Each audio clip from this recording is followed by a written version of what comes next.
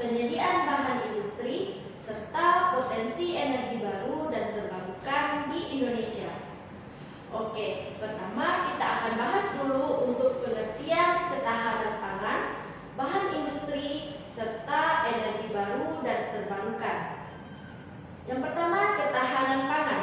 Selama ini masyarakat dan negara telah berjuang untuk memastikan bahwa kebutuhan pangan semua orang tercukupi. Jaminan pangan ini penting agar masyarakat dapat menjalani kehidupan yang layak dan sehat.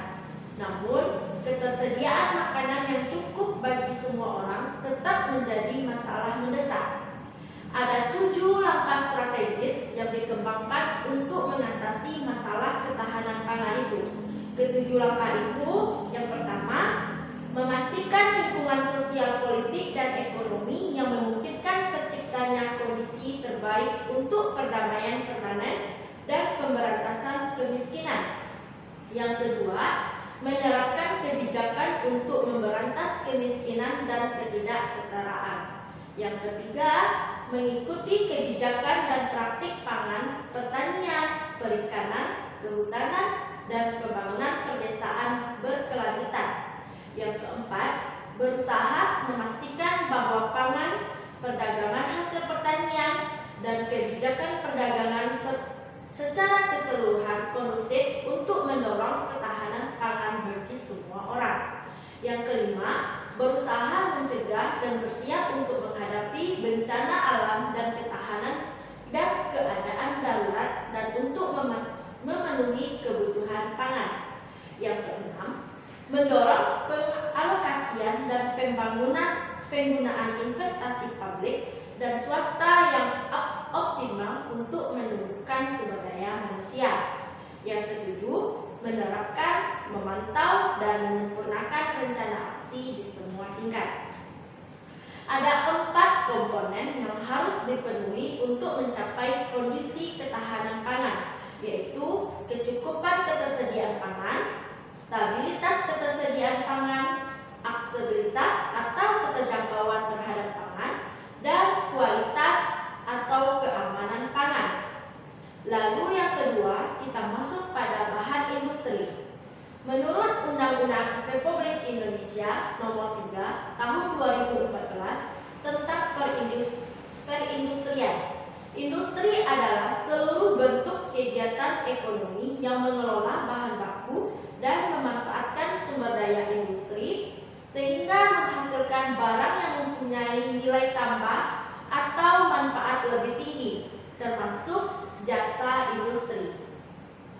Bahan baku adalah bahan mentah, barang setengah jadi, atau barang jadi yang dapat diolah menjadi barang setengah jadi, atau barang jadi yang mempunyai nilai ekonomi yang lebih tinggi.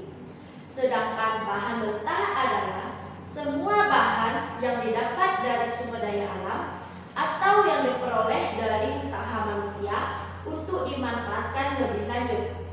Kalau barang setengah jadi adalah bahan mentah atau bahan baku yang telah mengalami satu atau beberapa tahap proses industri yang dapat diproses lebih lanjut. Sedangkan untuk barang jadi adalah barang hasil industri yang sudah siap pakai untuk dikonsumsi akhir atau siap dipakai. Ada 3 jenis industri. Yang pertama, industri ekstraktif, yaitu industri yang menggunakan bahan baku yang diperoleh langsung dari alam. Contohnya pertanian, pertambangan, dan perikanan. Industri ini terbagi juga atas industri reproduksi dan manufaktur. Yang kedua, industri non-ekstraktif, yaitu industri yang menggunakan bahan baku dari hasil-hasil industri lain. Contohnya industri pakaian jadi.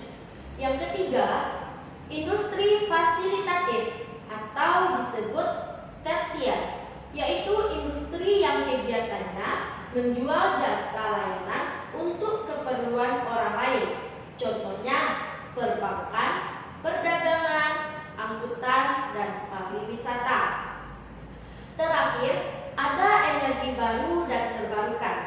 Energi adalah kemampuan untuk melakukan pekerjaan atau usaha. Contohnya, energi panas, cahaya, mekanik, kimia, dan energi elektromagnetik. Sedangkan untuk sumber energi adalah sesuatu yang dapat menghasilkan energi, baik secara langsung maupun melalui proses konversi atau transformasi. Contohnya, matahari, angin, air, minyak, dan gas bumi. Secara luas, energi ini dikelompokkan atas dua, yaitu sumber energi tidak terbarukan. Sumber energi ini adalah sumber energi yang dihasilkan dari sumber daya energi yang akan habis jika dieksploitasi secara terus-menerus. Contohnya gas bumi, minyak bumi, dan batu bara. Salah satu energi tak terbarukan ini adalah energi fosil, di mana ia terbentuk dari bahan organik yang berasal dari berbagai flora dan fauna yang hidup pada berjuta-juta tahun yang lalu. Yang kedua, sumber energi terbarukan. Sumber energi ini adalah sumber energi yang dihasilkan dari sumber daya energi yang berkelanjutan jika dikelola dengan baik. Sumber energi ini merupakan sumber daya alam seperti sinar matahari, angin, air, dan panas bumi.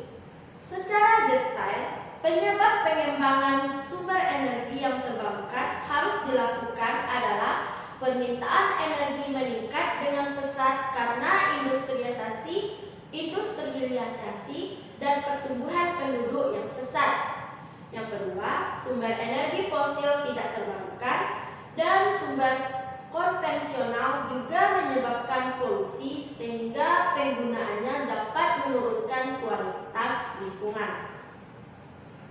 Oke, anak-anak semuanya, materi ini kita cukupkan sampai di sini ya, Nak. Semoga anak-anak semua bisa memahaminya. Sampai jumpa. Assalamualaikum warahmatullahi wabarakatuh.